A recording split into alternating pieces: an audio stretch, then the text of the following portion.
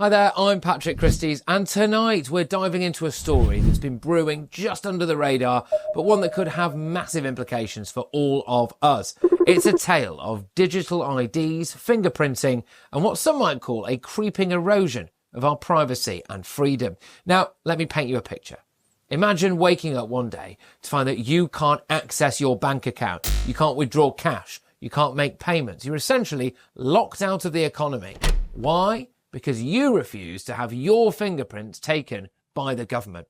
Sounds like something out of a dystopian novel, doesn't it? Well, folks, this isn't fiction. This is on the cards right now for Kuwait.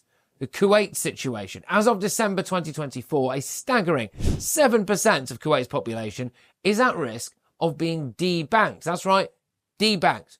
All because they haven't submitted their fingerprints to the government. We're talking about 244,000 expatriates, 16,000 Kuwaitis, and 90,000 Bedoons. People without official documents. That's a total of 350,000 people who could find themselves cut off from the financial system. Now, the Kuwaiti government has been pushing this fingerprinting initiative for a while. They've extended the deadline multiple times. Different deadlines depending on whether you are a Kuwaiti or an expatriate. But as of October 2024, Kuwaitis who hadn't complied were blocked from digital banking. As reported in Gulf News, Kuwaiti officials have repeatedly underlined the importance of biometric fingerprinting, calling it a state project aimed to provide a database about everyone in the country. It is obligatory for people aged 18 or above. The Interior Ministry claims that they won't fine domestic workers for not performing biometric fingerprinting. Well, that's good, but I'm not entirely sure how you'd be able to pay the fine if you just had your bank account frozen. But there we go. Let's be honest, though. In today's world, being cut off from your bank accounts is punishment enough, isn't it? Let's have a look at the global trend, though, because here's the kicker. Kuwait isn't alone in this. This is part of a global trend towards digital IDs and increased biometric data collection. Vietnam has recently followed a similar path. Ethiopia is rolling out a digital ID system called FADA, which will be mandatory for banking by the end of 2026. And get this, the Ethiopian system doesn't just want your fingerprints. Oh no, they want your face and your eyeballs scanned too. On the official website, id.gov.et, they state, for biometric data, fingerprint, iris, and face photograph are collected for absolute identification measures. Elsewhere on the website, it says the FADA benefits section says FADA identification is essential for guaranteeing basic human rights and improving access to service. That old human rights card, again, I see. Even Nigeria, which already has a biometric digital ID system, is looking into scanning people's eyeballs now. It's like they're trying to collect every possible piece of data about our bodies. I mean, what next? DNA samples? Hair follicles? Where does this end? Well, how does this affect the Western world? You might be thinking, well, Patrick, look, that's all happening in far away places. It couldn't possibly happen here, could it? Well, I hate to break it to you, but it's already starting. Industry experts are calling 2025 the year of digital ID. Bingo. Most US states are expected to roll out their own digital ID smartphone apps this year. And right here in the UK, where I am now, we've already got our own digital ID app. Sure, they say it's not mandatory yet. But how long before it becomes essential for everyday life? How long before you need it to access government services or your bank account or just buy groceries? But what are the implications here? Let's have a think about what all of this means, shall we? Governments around the world are collecting more and more data about us. They're creating systems where they can potentially control our access to basic services with the push of a button. They say it's for our security. It's for our convenience. But at what cost? Just think about it. If your entire life is tied to a digital ID, what happens if there's a glitch in the system? What if your account gets hacked? What if the government decides that you've done something that they don't like and decides to cut you off?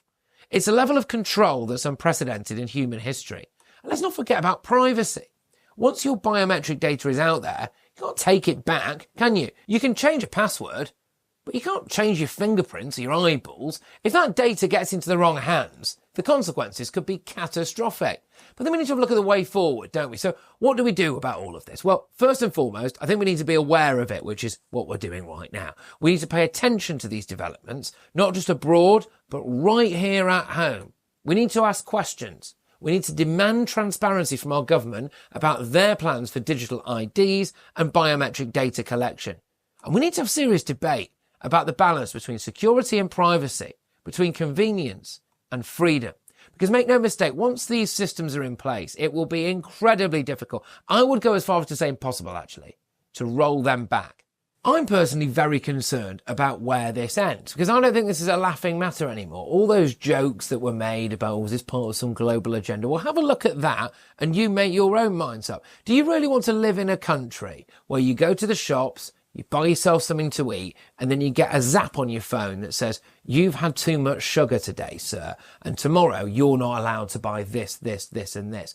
I think that's where it's going. Do you really want to live in a state where if you decide that you want to go outside for a vape or a cigarette, and they've banned it in all public places, a facial recognition camera picks you up in an empty park? I don't really want that.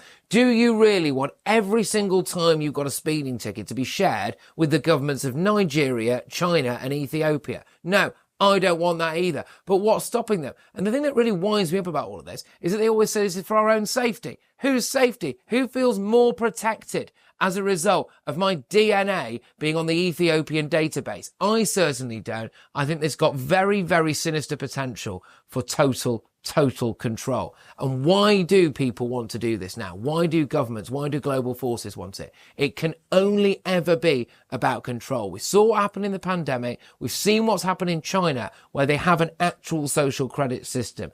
And if you say the wrong things, if you say something that the government doesn't like, or it goes against the narrative of the day, or it offends the woke DEI corporations, what is to stop them finding a way of curtailing your civil liberties? People already feel scared enough, don't they, to say what they really feel. People already feel too scared to speak their minds. Why? Because of social stigma. But this time it could actually be state-sponsored stigma. And I find that the most concerning thing of all. We need to make our voices heard. If we value our privacy, our freedoms, our right to live our lives without constant government surveillance, then I think we need to speak up now before it's too late. Because if we don't, we might wake up one day to find that we've sleepwalked into a world where our every move is tracked, where our access to basic services is controlled by a digital ID, where our very bodies have become just another piece of data for governments and corporations to exploit. Is that the world that we really want to live in? Is that the world that we want to leave for our children? I don't think so. And I hope you don't either. I don't want to live in a world with a global social credit system. This is Patrick Christys, and that's how I see it. But don't forget to give us a like and subscribe for more GB News original content.